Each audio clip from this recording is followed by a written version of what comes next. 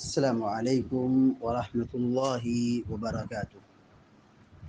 الحمد لله رب العالمين والعاقبة للمتقين، والصلاة والسلام على أشرف الأنبياء والمرسلين نبينا محمد وعلى آله وصحبه أجمعين ومن تبعهم بإحسان إلى يوم الدين. أما بعد، فعن ابن عباس رضي الله تعالى عنهما قال: قال رسول الله صلى الله عليه وسلم: ألا وإني نهيت أن أقرأ القرآن راكعا أو ساجدا، فأما الركوع فعظموا فيه الرب، وأما السجود فاجتهدوا في الدعاء فقمن أن يستجاب لكم. رواہ مسلم. مسلم شریف کی ایک روایت یہاں پر ابھی آپ کے سامنے پڑھی گئی ہے، جو بلوغ المرام من ادلۃ الاحکام کی حدیث نمبر 230 ہے. حدیث کے راوی مشہور صحابی سیدنا عبداللہ بن عباس رضی اللہ تعالی عنہ بیان فرماتے ہیں کہ اللہ کے رسول صلی اللہ علیہ وسلم نے فرمایا: الا وانی نہیت ان اقرأ القرآن راکعا او ساجدا. مسلم کی یہ روایت طویل روایت ہے. یہاں پر جو محل شاہد ہے، باب سے متعلق حدیث ہے، اتنا ہی ذکر کیا گیا ہے. الا سن لو. الا کی معنی ہوگا، یہ حرف تنبیہ ہے، سن لو، جان لو. وَإِنِّي نُهِيتُ أَنْ أَقْرَأَ الْقُرْآنَ. نُهِيتُ مجھے منع کیا گیا ہے. نُهِيتُ مجھے روکا گیا ہے، منع کیا گیا ہے. نہا یا نہا سے نُهِيتُ متکلم کا صیغہ ہے اور یہ مجہول کا صیغہ ہے.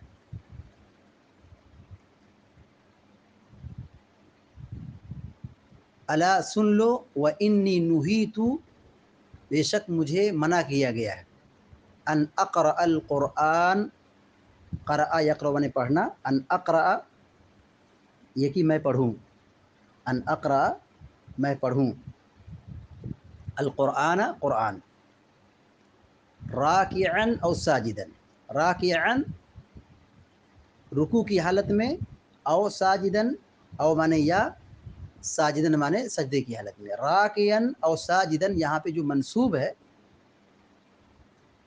یہ حال کی وجہ سے، یہ کیا ہے؟ حال ہے. ان اقرأ کا حال ہے. حال کیا ہوتا ہے؟ منصوب ہوتا ہے. یہ نحوی قاعدہ ہے، حال منصوب ہوتا ہے. جس میں فاعل کی حالت یا مفعول کی حالت بیان کی جائے اس کو حال کہتے ہیں. تو مجھے رکوع کی حالت میں یا سجدے کی حالت میں قرآن پڑھنے سے منع کیا گیا ہے. یعنی رکوع اور سجدے میں قرآن کی تلاوت کرنا منع ہے. کیوں منع ہے؟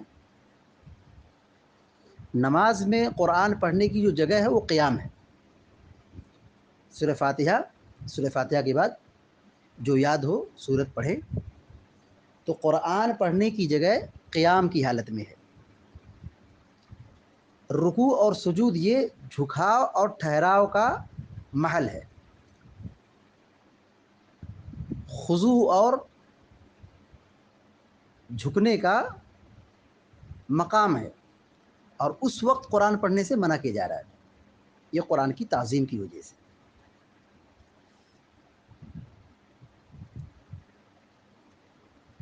یہ غلطی عام طور پر ان لوگوں سے ہوتی ہے جو قرآن میں بھول کے شکار ہو جاتے ہیں. تلاوت کرتے کرتے بھول جاتے ہیں قیام میں، تو وہ رکوع میں عام طور پر وہ پڑھتے ہیں. خاص طور سے تراویح کی نماز میں حفاظ کرام جب تلاوت کرتے وقت ان سے کچھ بھول ہوتی ہے اور پھر رکوع کر دیتے ہیں، تو وہ رکوع میں پڑھتے رہتے ہیں. اکثر یہ محسوس کیا گیا ہے. تو سجدے اور رکوع کی حالت میں قرآن پڑھنا منع ہے۔ پیارے نبی علیہ الصلوۃ والسلام کیا کہہ رہے ہیں؟ الا سن لو وانی نہیت ان اقرأ القرآن راکعا او ساجدا، مجھے رکوع اور سجدے کی حالت میں قرآن پڑھنے سے روکا گیا ہے۔ بعض فقہا نے اس حدیث کے ظاہری معنی کو مد نظر رکھتے ہوئے یہ کہا کہ اگر کوئی شخص رکوع میں قرآن پڑھے یا سجدے میں قرآن کی تلاوت کرے تو اس کی نماز فاسد اور باطل ہے۔ یہ ظاہریہ کا موقف ہے۔ قرآن پڑھنے سے منع کیا گیا ہے اور وہ آدمی پڑھ رہا ہے تو گویا کہ وہ حرام کام نماز میں کر رہا ہے، تو اس سے نماز کیا ہوگی؟ فاسد ہو جائے گی۔ یہ بعض فقہا نے استنباط کیا ہے۔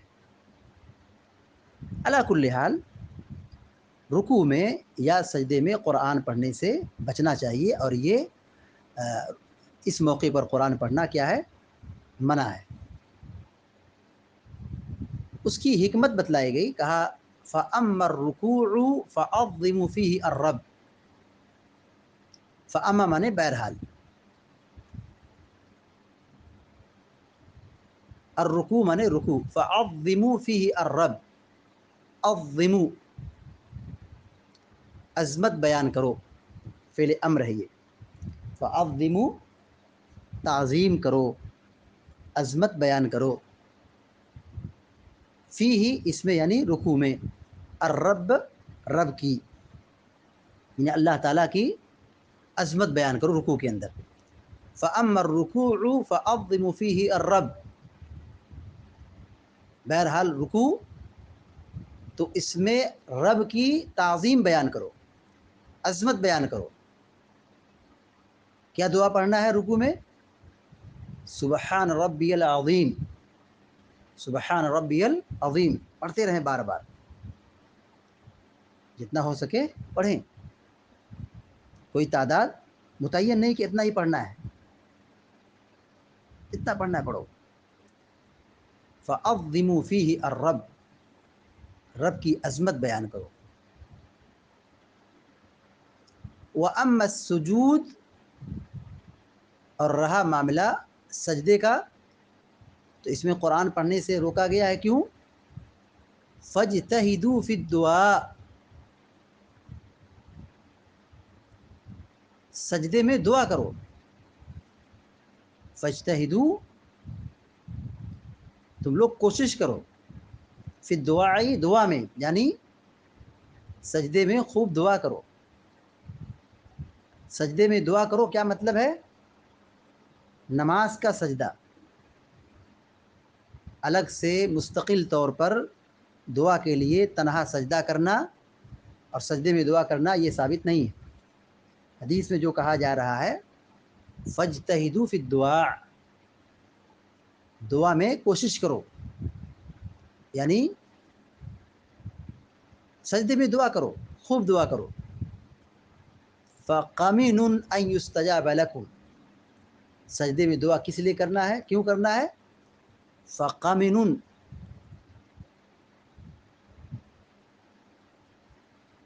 لائق ہے، مناسب ہے، قمن کے معنی مناسب ہے، لائق ہے۔ ان یستجاب لکم، ان یستجاب قبول کیا جائے، ان یستجاب یہ کہ قبول کیا جائے، لکم تمہارے لیے، یعنی تمہاری دعا تمہارے حق میں قبول کر لی جائے۔ فَقَمِنٌ أَن يُسْتَجَابَ لَكُمْ، یہ زیادہ مناسب ہے، لائق ہے کہ تمہارے لیے دعا قبول کر لی جائے۔ سجدے کی حالت میں دعا جو کی جاتی ہے وہ قبول ہوتی ہے، کیونکہ سجدہ یہ قبولیت کی گھڑی ہے۔ پیارے نبی صلی اللہ علیہ وسلم فرماتے ہیں اقرب ما یکون العبد من ربی وهو ساجد، بندہ سجدے کی حالت میں اپنے رب سے بہت زیادہ قریب رہتا ہے، تو کیا کرنا چاہیے؟ فَأَكْثِرُوا الدُّعَاء، تو کثرت سے دعا کرو، اللہ تعالیٰ سے خوب مانگو، سجدے میں دعا کرو، اور سجدے میں کی جانے والی دعا قبول ہوتی ہے۔ فَقَمِنٌ أَن يُسْتَجَابَ لَكُمْ، مناسب ہے، لائق ہے کہ یہ تمہارے لیے قبول کر لی جائے، تمہاری دعا قبول ہو جائے۔ رواہ مسلم، یہ مسلم شریف کی روایت ہے، امام مسلم رحمہ اللہ نے اس روایت کو بیان کیا ہے۔ یہ لمبی روایت تھی، تو باب سے متعلق جو یہاں بات تھی، حدیث تھی، اس کو یہاں پہ حافظ ابن حجر العسقلانی رحمہ اللہ نے ذکر کیا ہے۔ حدیث کا ترجمہ پھر دیکھیے، حدیث نمبر 230 بلوغ المرام من ادلۃ الاحکام کی حدیث دیکھیے۔ وعن ابن عباس رضی اللہ تعالی عنہما قال، سیدنا عبداللہ بن عباس رضی اللہ تعالیٰ عنہ بیان فرماتے ہیں، قال رسول اللہ صلی اللہ علیہ وسلم، اللہ کے رسول صلی اللہ علیہ وسلم نے فرمایا، الا سن لو وانی نہیت ان اقرأ القرآن راکعا، کہ مجھے قرآن پڑھنے سے روکا گیا ہے رکوع اور سجدے کی حالت میں، رکوع اور سجدے کی حالت میں قرآن پڑھنے سے منع کیا گیا ہے۔ فَأَمَّا الرُّكُوعُ فَأَعْظِمُ فِيهِ الرَّبَّ، بہرحال رکوع تو تم اس میں رب کی خوب تعظیم بیان کرو، رب کی عظمت بیان کرو۔ وَأَمَّا السُّجُودُ، اور رہا معاملہ سجدے کا، فَاجْتَهِدُوا فِي الدُّعَاءِ، تو تم اس میں دعا کرو، دعا کرنے میں کوشش کرو، یعنی کثرت سے دعا کرو۔ فَقَمِنٌ أَن يُسْتَجَابَ لَكُمْ، یہ اس لائق ہے، مناسب ہے کہ تمہارے لیے دعا قبول کر لی جائے۔ سجدے میں دعا کرنا ہے تو ایک مسئلہ یہ بار بار پوچھا جاتا ہے، کیا اپنی زبان میں بھی سجدے میں دعا کر سکتے ہیں؟ یعنی غیر عربی کے علاوہ دوسری زبان میں، مادری زبان میں کیا دعا کی جا سکتی ہے؟ تو علماء کا اس سلسلے میں اختلاف ہے۔ بعض علماء نے یہ کہا ہے کہ چونکہ نماز پوری عربی میں ہے، لہذا عربی ہی میں دعا کرنا چاہیے، مادری زبان میں یا کسی دوسری زبان میں سجدے کی حالت میں دعا نہیں کرنا چاہیے۔ اور بعض اہل علم نے یہ کہا ہے کہ نفل نماز میں آدمی اپنی زبان میں دعا کر سکتا ہے، اپنی زبان میں نفل نماز میں سجدے کی حالت میں دعا کر سکتے ہیں۔ یہ بعض فقہا نے، بعض اہل علم نے بیان کیا ہے۔ اس سلسلے میں بہتر بات یہی ہے کہ عربی زبان میں دعا کرنا چاہیے۔ جو دعا معصور ہیں، جو کتاب و سنت میں بیان کیے گئے ہیں، ان دعاؤں کو یاد کرنا چاہیے اور ان دعاؤں کا اہتمام کرنا چاہیے۔ اپنی زبان میں سجدے کی حالت میں دعا کرنے سے پرہیز کریں، یہ زیادہ بہتر ہے۔ واللہ عالم۔ اس حدیث سے جو بات ہے معلوم ہوئی، نمبر 1، رکوع اور سجود کی حالت میں قرآن پڑھنا منع ہے، رکوع اور سجود کی حالت میں قرآن پڑھنا منع ہے۔ دوسری بات یہ معلوم ہوئی کہ رکوع میں اللہ تعالیٰ کی عظمت بیان کرنا چاہیے، سبحان ربی العظیم پڑھنا چاہیے۔ تیسری بات یہ معلوم ہوئی، سجدے میں دعا کرنا چاہیے، سجدے میں دعا کرنا چاہیے، کیونکہ سجدے میں دعا قبول ہوتی ہے۔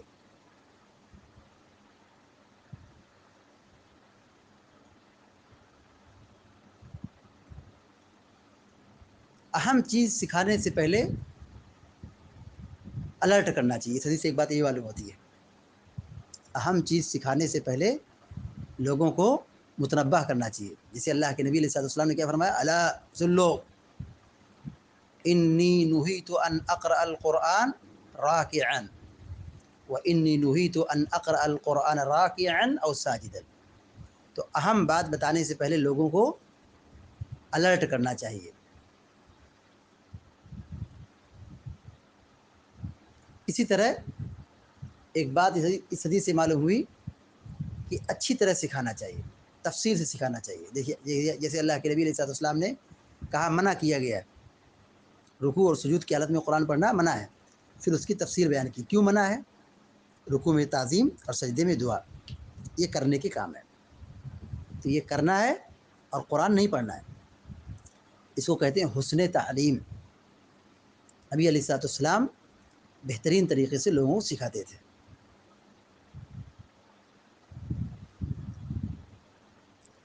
اسی طرح ایک مسئلہ یہ بھی ثابت ہوتا ہے کہ رکوع اور سجود میں قرآن پڑھنے سے منع کیا گیا ہے. لیکن جو قرآنی دعائیں ہیں جیسے ربنا آتنا فی الدنیا حسنہ وفی الآخرۃ حسنہ وقنا عذاب النار ربنا تقبل منا انک انت السمیع العلیم اور بہت ساری قرآنی دعائیں ہیں، تو ان دعاؤں کا اہتمام سجدے میں ہم کر سکتے ہیں، چونکہ ہم سجدے میں اس کو دعا سمجھ کے پڑھتے ہیں، تلاوت سمجھ کے نہیں. تلاوت اور دعا میں فرق ہے. تو قرآنی جو دعائیں ہیں وہ سجدے کی حالت میں کی جا سکتی ہے. اسی طرح اس حدیث سے ایک بات یہ معلوم ہوئی، اللہ تعالیٰ کے ایک نام رب کا اس بات، یعنی اللہ تعالیٰ کے نام میں سے ایک نام کیا ہے؟ رب. اس کی دلیل کیا ہے؟ اللہ تعالیٰ فرماتا ہے الحمد للہ رب العالمین. رب العالمین، رب کہ اللہ تعالیٰ کے ناموں میں سے. اس حدیث سے ایک بات یہ بھی معلوم ہوئی، دعا بنا وسیلے کی بھی قبول ہوتی ہے. ہمارے یہاں جہالت اس قدر پھیلی ہوئی ہے، لوگ بدعقیدگی اور گمراہی پھیلاتے ہیں. کیسے؟ اللہ تعالیٰ ڈائریکٹ نہیں سنتا. مثال پیش کرتے کہ اگر دنیا کوئی کام کرنا ہو تو واسطے سے، وسیلے سے کام ہوتا ہے. فلاں آفیسر کے پاس جاؤ، فلاں بڑے ذمہ دار کے پاس جاؤ تو ڈائریکٹ نہیں بات کر سکتے، بیچ میں کچھ لوگ ہوتے ہیں. وسیلے کی ضرورت پڑتی ہے، سہارے کی ضرورت پڑتی ہے، واسطے کی ضرورت پڑتی ہے.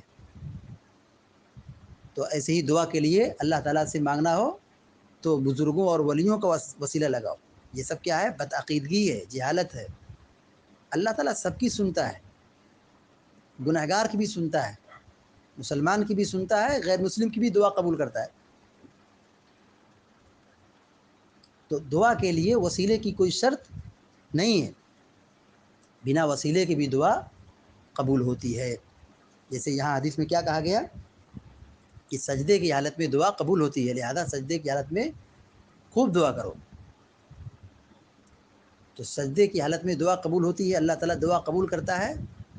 یہ اللہ تعالیٰ کی رحمت اور اس کی انعام اور احسان کا اظہار ہے کہ ہمارا رب کتنا مہربان ہے کہ ہماری دعاؤں کو وہ سنتا اور قبول کرتا ہے. اللہ تعالیٰ سے دعا ہے کہ اللہ تعالیٰ ہم سب کو، آپ سب کو علم نافع اور عمل صالح کی توفیق عطا فرمائے. آمین یا رب العالمین. وصلی اللہ علی نبینا محمد وسلم تسلیما کثیرا. السلام علیکم و رحمۃ اللہ وبرکاتہ.